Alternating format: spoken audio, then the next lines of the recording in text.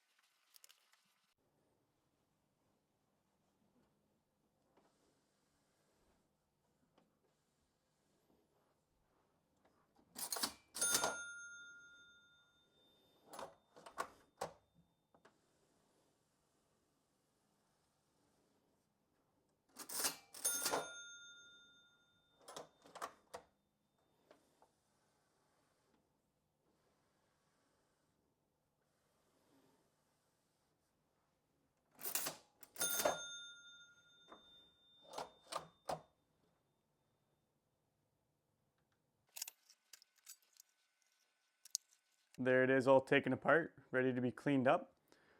I'm not going to take it apart any further because everything does work. I'm going to try and track down some of the missing printer pieces. I think there's supposed to be something that holds on the ink spool and the paper, and I think it should work. I mean, the numbers all spin, the little ink pad comes up and swings and hits it.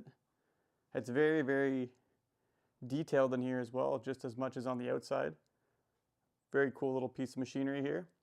I think I'm just going to try and clean and lubricate everything as best I can and clean the case pieces, put it all back together and see what happens.